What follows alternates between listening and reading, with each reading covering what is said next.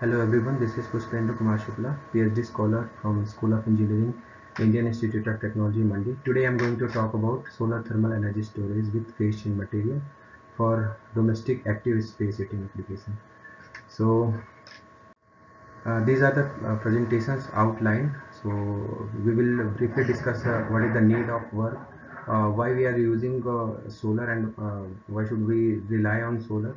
Introduction of solar heating systems, introduction to thermal energy storage system, space heating with latent heat thermal energy storage system, experimental measurements, and finally I will introduce one very interesting topic about local heating system, which will help to reduce energy wastage for space heating applications. So why we need actually this space heating system. So if we compare, it is electricity consumption of our institute IIT Mandi itself. So we could see large electricity consumption difference in winters and summers, and in winters mostly because of heating appliances used for space heating application. And this is scenario is not only for local system, it is also for global also. So this is of energy report cut off US residential sector. So here we could see around 27.3% of total domestic energy users they consume for space heating exclusively, and if we add water heating, then this number will be even more.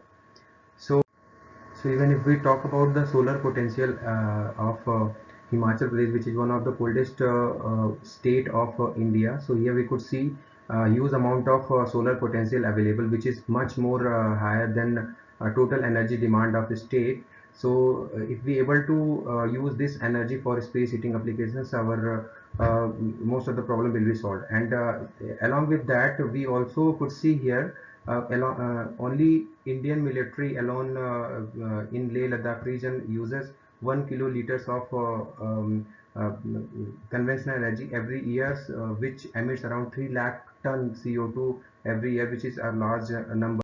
So here, if we able to reduce or if we able to use these renewable energy in efficient way, then our mostly problem will be solved.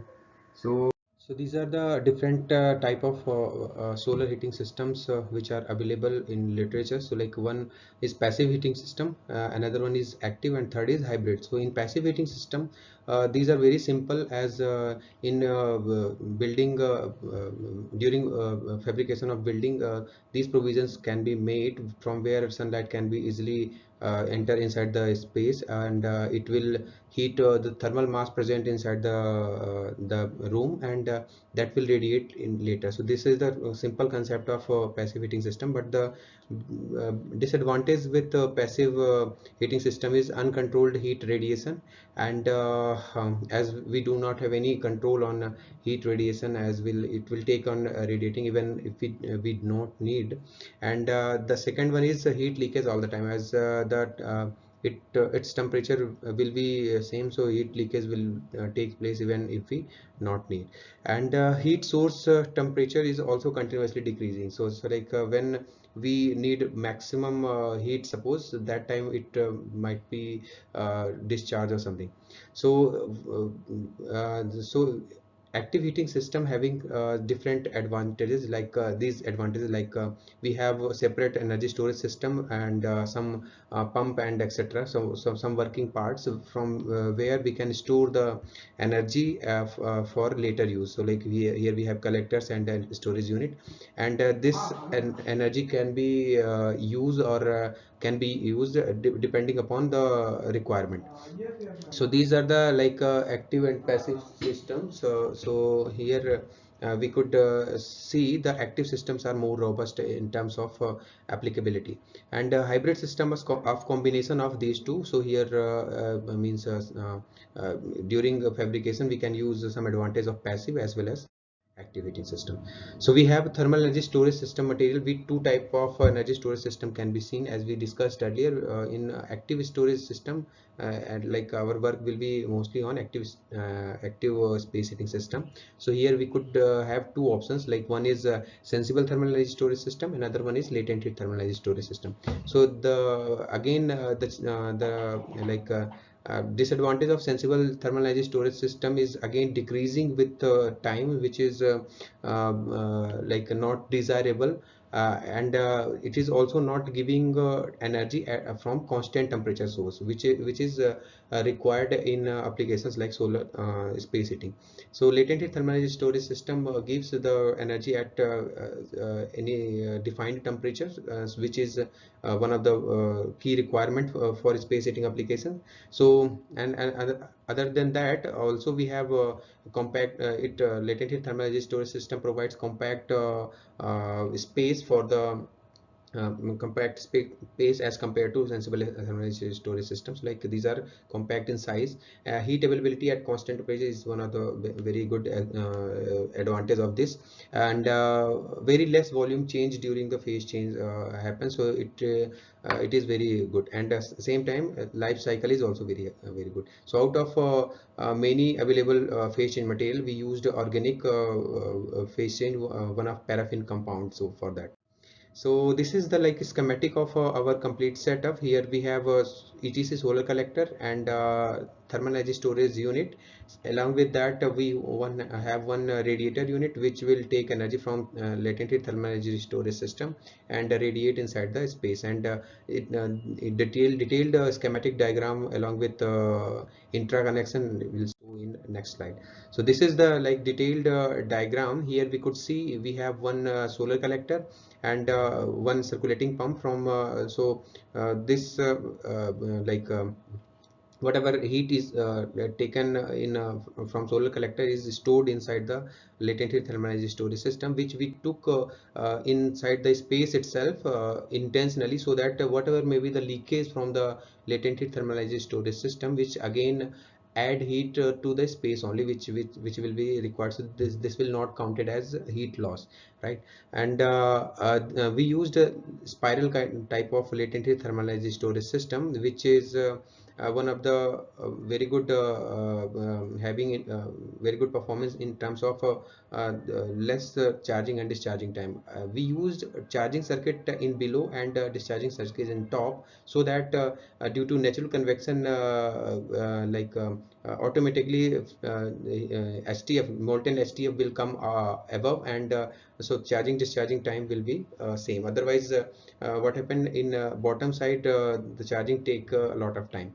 And here from discharging circuit, it is going from through these fins. I will show in next slide in detail. So these fins will get heated, and one air will be blown from the back side, and when air will pass with these hot fins at the whole temperature, hot air will be come inside the space, and space will be heated. We also use one auxiliary heating, so that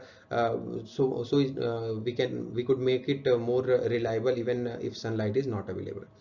So we also tried with two solar collectors. So the advantage of two solar collector is we can get a heat transfer fluid at even higher temperature, and same time we can use two different heat exchanger also in different melting points, so that if we able to charge a higher melting point latent thermal energy storage system, that can be used for instant heating, or again charging for first heat exchanger with the help of second one. So these kind of advantage can be seen with the cascading of the energy storage system.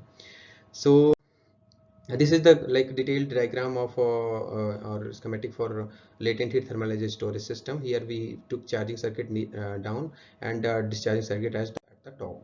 This is the like radiator unit. Here we could see when we have one small desert cooler pump which circulate the energy, and from where we can use. So we are using just a pump and this 22 watt fan, so around 40 or 50 watt total energy. We also have one controller from by which we can set the upper and higher temperature range, so that depending upon the temperature of space, the complete system can be switched on or switched off automatically.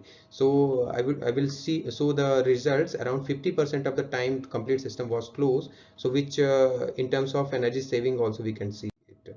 So here we could see when an energy storage system was running, or heating unit was running, then we could able to maintain temperature above 20 degrees Celsius, which is very comfortable in the night time.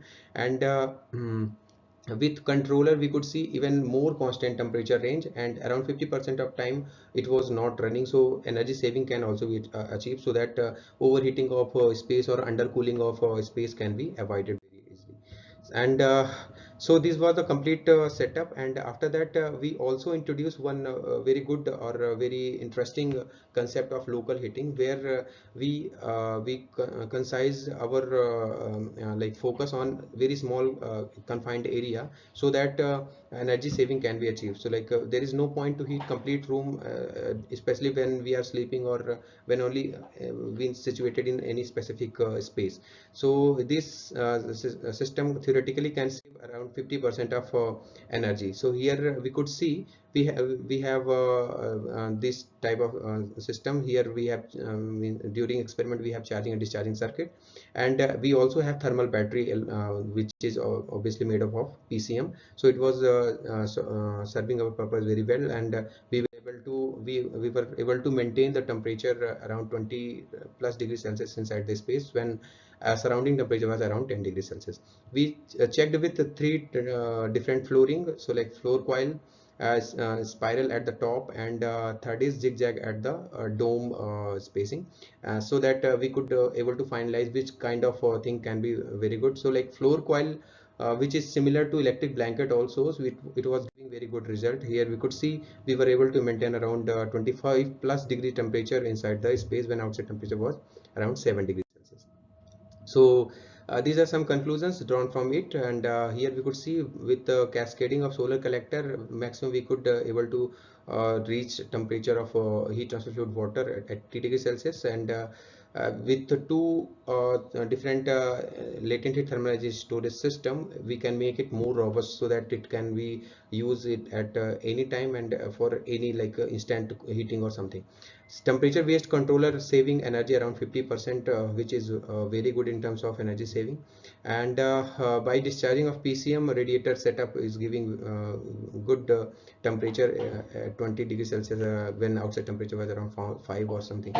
So by natural convection also, or we used and we are using just 400 watt energy, so we can easily or convert our complete system in completely off grid by integration of solar PV. So it will be very good for remote location where electricity is not available.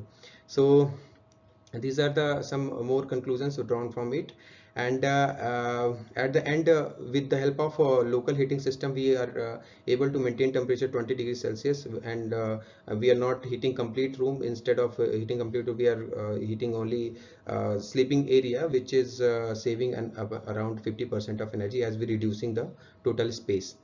So these are the conclusions, these are some references. And we would like to acknowledge the Science and Engineering Research Board, SERB, Department of Science and Technology, Government of India, for giving us the project Solar Energy Storage Using Fission Material for Space Heating Applications. Author will also like to thank for infrastructure support provided by Indian Institute of Technology. These are the contact details of any author for any questions and suggestions. You're most welcome. And at the end, thank you for your kind attention. Please be available for or with your questions for question answer session. Thank you so much. Thank you for listening.